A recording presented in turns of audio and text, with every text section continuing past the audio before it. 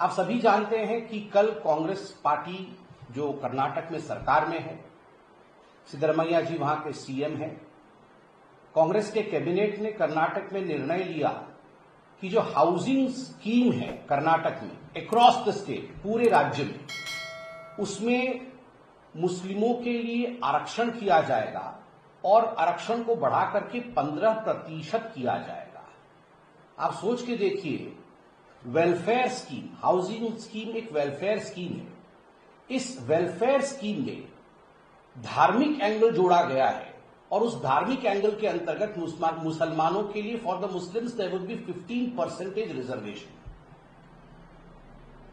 इसमें कोई दो मत नहीं है कि शॉर्ट टर्म पॉलिटिकल बेनिफिट के लिए कांग्रेस पार्टी हमेशा एक लॉन्ग टर्म डिजास्टर को इनवाइट करती है।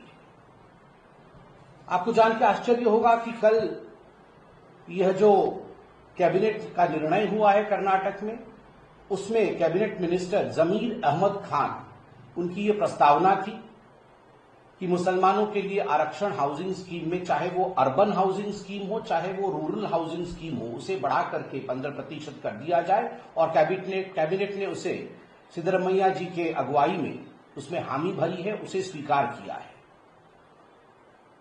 यह भी विदित है कि सुप्रीम कोर्ट ने स्पष्ट रूप से यह निर्णय दिया है कि there can be no reservation based on religion. धर्म के आधार पर, धार्मिक आधार पर किसी भी प्रकार का कोई रिजर्वेशन नहीं हो सकता है। दैट इज अनकॉन्स्टिट्यूशनल, यह गैर संवैधानिक है। मगर फिर भी जो लोग पॉकेट में संविधान को रखकर घूमते हैं, जो लोग बात बात पे एक प्रति निकालने की कोशिश करते हैं संविधान की, वास्तविक रूप में वो किस प्रकार से संविधान की धज्जियां उड़ा रहे हैं, उसका सर्वोच्च उदाहरण कल कर्नाटक के कैबिनेट में मुस्लिम आरक्षण हाउसिंग स्कीम में पास करके दिखाया गया है।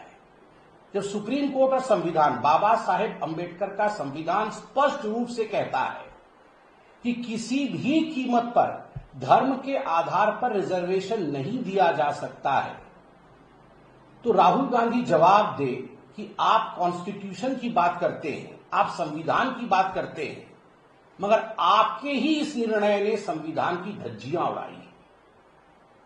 Constitution for the Congress party and particularly for the Gandhi family is secondary to religious appeasement.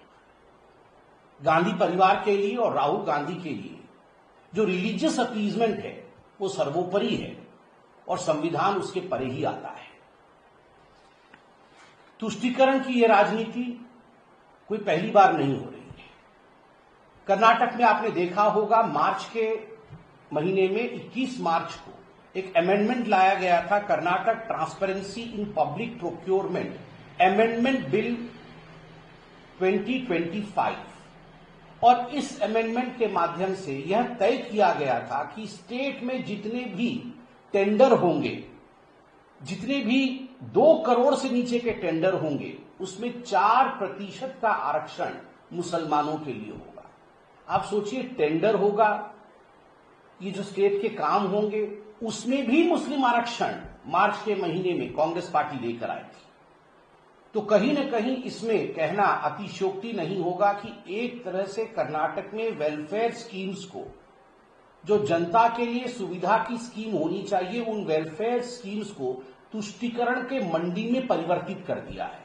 The welfare schemes have become the market place of appeasement for the Congress party. और ये केवल कर्नाटक की कहानी नहीं है। जहां जहां जब जब कांग्रेस रहती है, धर्म के आधार पर रिजर्वेशन और तुष्टीकरण की राजनीति को आगे बढ़ाने की वायदे, जो उनके इंटरनल वायदे होते हैं, उसे वो जरूर आगे बढ़ाते हैं। राहुल गांधी ने तो एक जगह कहा भी था और अखबारों में छपा भी था, हां, हम मुसलमानों की पार्टी है। The Congress party is never apologetic about this fact because they realize that they are into vote bank politics and not into welfare schemes. No governance but divisive experiments. किसी प्रकार का गवर्नेंस नहीं है, ये डिविजिव एक्सपेरिमेंट्स जो कर्नाटक में है, ये अपने आप में बहुत ही दुखद है। आपने देखा होगा, अभी जाति जनगणना के नाम पे, कास्ट सेंसस के नाम पे राहुल गांधी कितनी राजनीति कर रहे हैं। और अभी कुछ दिनों पहले हमने देखा कि जो जाति जनगणना कर्नाटक की सरकार ने, सिद्धरमैया जी की सरकार ने कर्नाटक में किया था, उसमें लगभग 165 करोड़ रुपए, 165 करोड़ रुपए खर्च हुए थे. Despite spending this 165 crore rupees from the state exchequer, now that has been put into the dustbin, and they say that a new caste census will be conducted. अब सिद्धरमैया कह रहे हैं कि एक नया कास्ट सेंसस होगा, हम उस कास्ट सेंसस को खारिज करते हैं. और जब सिद्धरमैया जी को और कांग्रेस पार्टी को कर्नाटक में घेरा गया, तो सिद्धरमैया जी का वक्तव्य था कि ये मेरे या मेरे कैबिनेट का निर्णय नहीं है, ये कांग्रेस के हाईकमान का निर्णय है.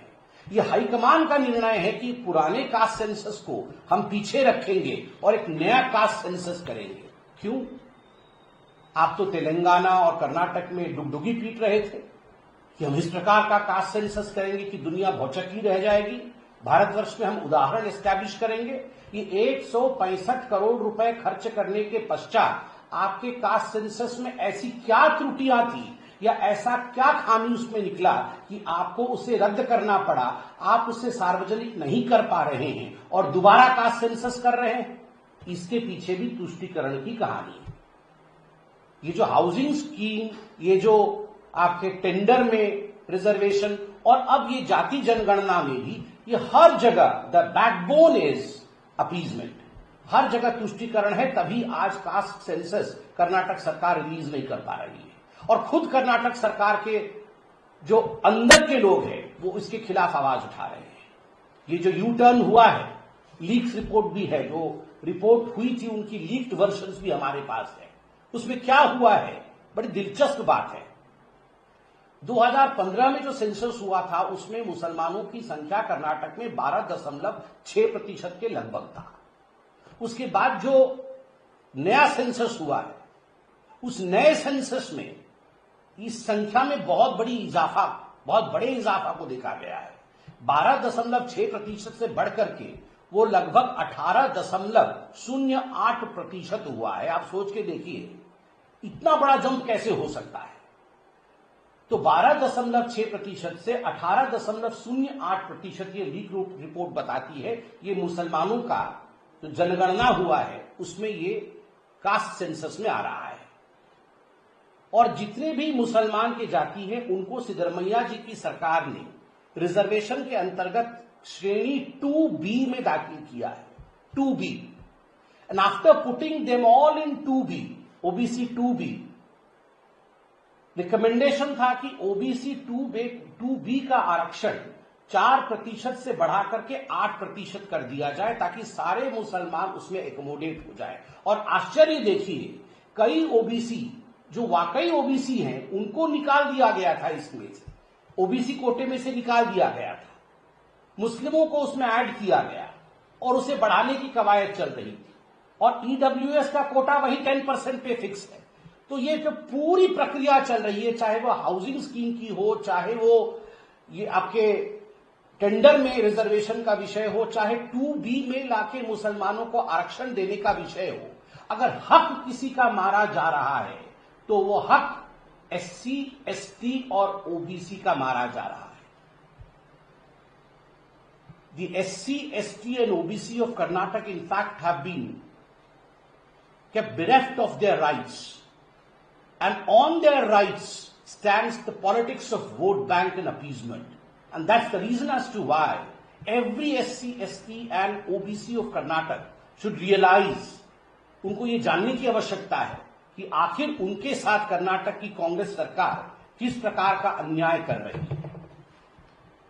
लीक रिपोर्ट के हिसाब से जो कास्ट सेंसस किया था, वो कलिंगा समाज और लिंगायत समाज ये कर्नाटक के बहुत बड़े समाज हैं.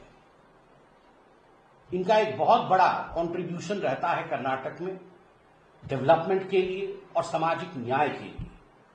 और आप देखिए, शायद इन्हीं कारणों से जाति जनगणना को कर्नाटक की सरकार ने अब पीछे हटा दिया है, क्योंकि जो लीक रिपोर्ट से उसमें दिखाया गया है कि वीर शैव लिंगायत जो पहले की रिपोर्ट में लगभग 18 से 22% थे, इस बार के रिपोर्ट में घट करके 11% हो गए.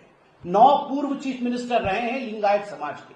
9 former chief ministers belong to the Lingayat community. That is the importance of this community. They were previously 18 to 22% and the leak report show that the present percentage approximately has come down to 11%. Similarly, as far as the Vokalinga community is concerned, पुराने census के अनुसार Mysuru reason इत्यादि को मिलाकर के लगभग 16% उनकी जनसंख्या थी। अब के रिपोर्ट में, जो लीड रिपोर्ट है, उसमें उसे घटा करके 10.29% कर दिया गया है, 10.29%। 7 पूर्व सीएम, 7 फॉर्मर सीएम रहे हैं वोकलिंगा कम्युनिटी से। तो मुस्लिम तुष्टिकरण के कारण ये जो वीर शैव लिंगायत और वोकलिंगा कम्युनिटी के साथ अन्याय किया गया है, इसी के कारण से कहीं न कहीं कांग्रेस को यह महसूस हो रहा है कि उन्हीं का कास्ट सेंसस कहीं ऐसा न हो कि उन्हीं को जख्म देकर जाए। तभी 165 करोड़ खर्च करने के बावजूद उसे रद्द किया जा रहा है और दोबारा कास्ट सेंसस की बात की जा रही है, जबकि सेंटर खुद ही कास्ट सेंसस कर रही है। सेंटर कास्ट सेंसस कर रही है तो कर्नाटक को उसके ऊपर फिर से रीइंपोज करके कास्ट सेंसस करने की क्या आवश्यक है, जबकि आपने कास्ट सेंसस किया और वो फेल हो गया। इसका भी उत्तर देना चाहिए। When appeasement forms the backbone of politics, remember, the shortcut does not last long.